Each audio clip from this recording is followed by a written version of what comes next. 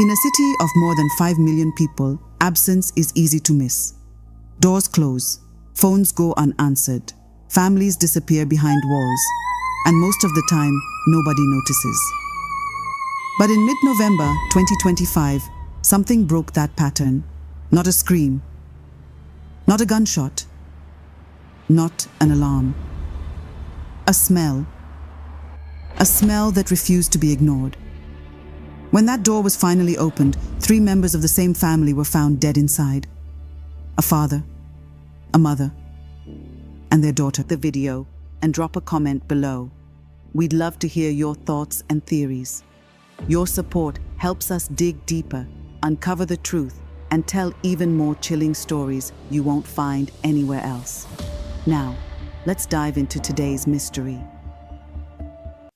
To understand what happened inside a locked apartment in Saika Estate, murder mystery investigators first looked far from Nairobi, hundreds of kilometers away, to eastern Kenya, to Nzatani village in Mwingi West, Kiluti County. This was where the Wambua family came from. Justus Wambua Kavyu was 62 years old. Those who knew him described him as quiet, reserved, and dependable. He was a husband, a father, and later in life, a farmer who believed in hard work and keeping to himself. He was not a man who sought attention. He lived simply, spoke little, and focused on providing for his family. His wife, Tabitha Kathini Wambua, was remembered with the same gentleness. Relatives described a woman deeply devoted to her home and her loved ones. She was soft-spoken, patient, and protective of her family. To those around her, Tabitha was the emotional anchor of the household, someone who carried responsibility quietly and without complaint. Together, they raised their only daughter, Stacey Kiluti Wambua.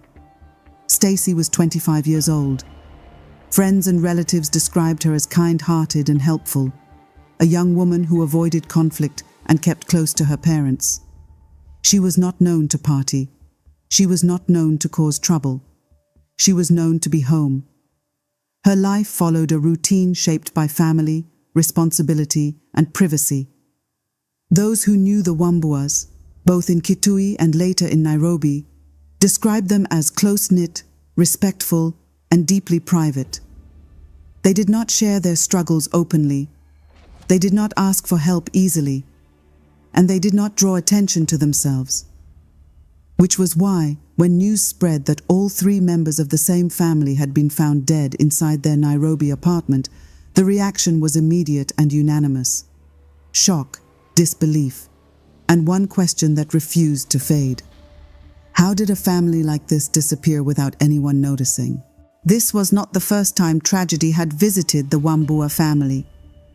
Approximately 2 years before their deaths in Saika Estate, Wambua and Tabitha had lost another child, a son, after a battle with cancer. Relatives later described that loss as devastating. It was not the kind of grief that passed quietly or quickly. It settled into the family, altering routines, changing priorities, and reshaping their lives in ways that were difficult to explain from the outside.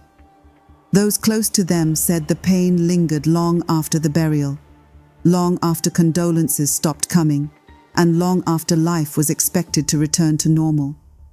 For Wambua, the loss marked a turning point. After the funeral, he made the decision to leave Nairobi and return to his rural home in Kiluti County. There, he focused on farming, working the land, keeping busy, and finding solitude in routine. To some relatives, the move appeared practical. To others, it felt like a quiet retreat from a grief that had become too heavy to carry in the city.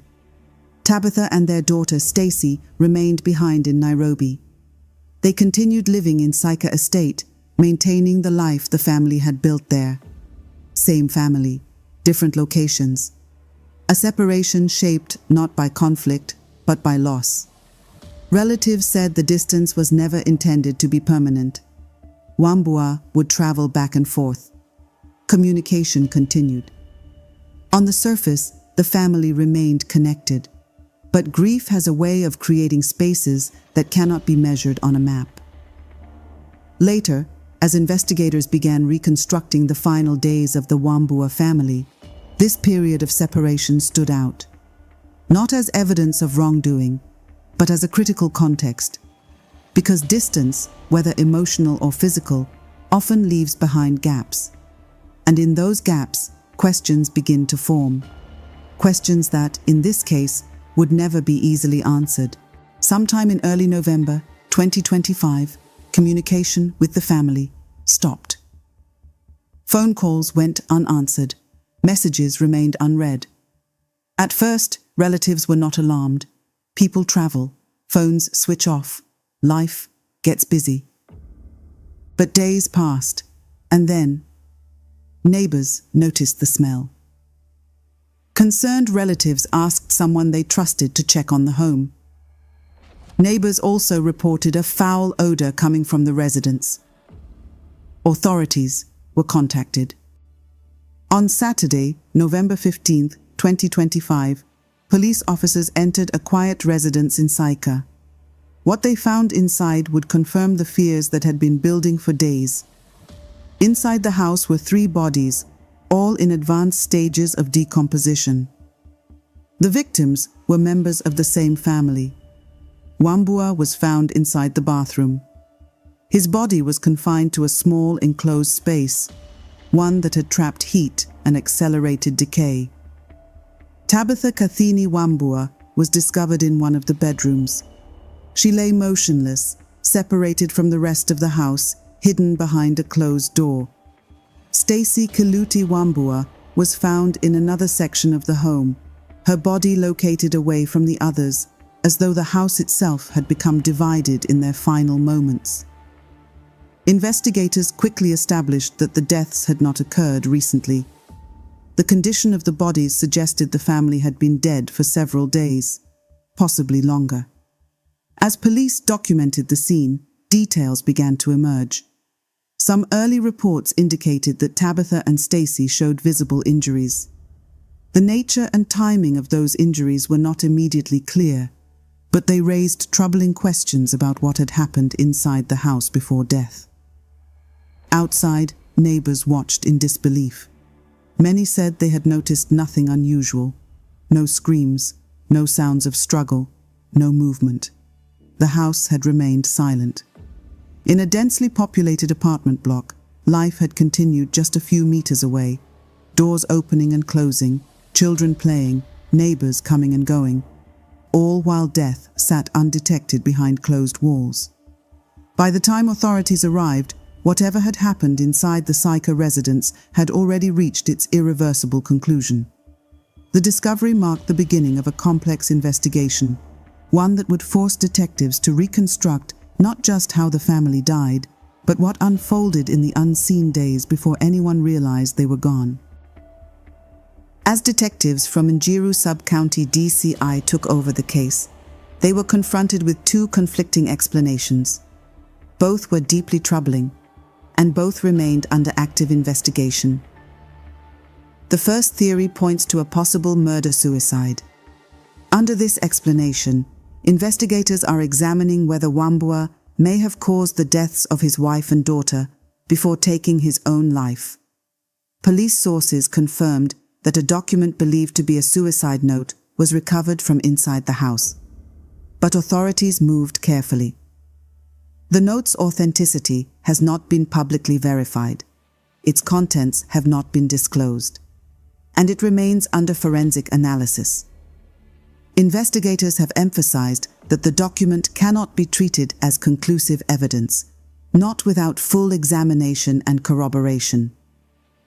Details surrounding how Wambua was found have also been approached with caution. Detectives warned against drawing early conclusions, stressing that scenes can be misleading when viewed without complete forensic context. The second theory tells a very different story. According to information received by police, Wambua may have returned from his rural home in Kiluti to a devastating discovery that his wife and daughter were already dead.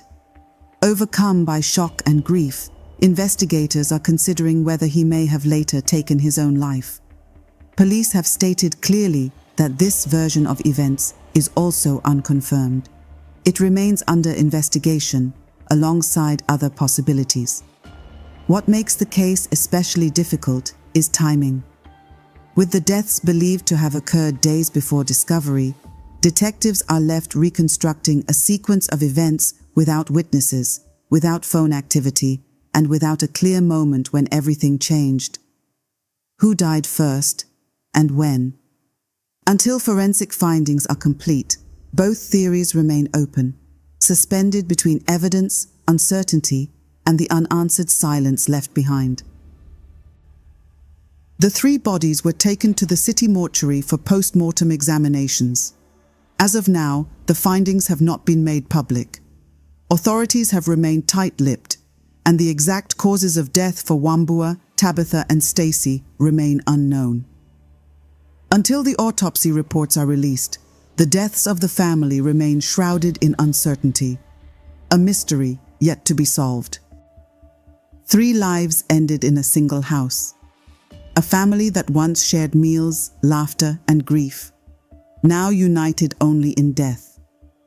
What happened within those walls may one day be fully uncovered, or it may remain, like so many unsolved cases before it, partially unanswered. But one thing is certain: silence is never empty. It carries stories, it carries warnings, it carries lessons we ignore at our peril.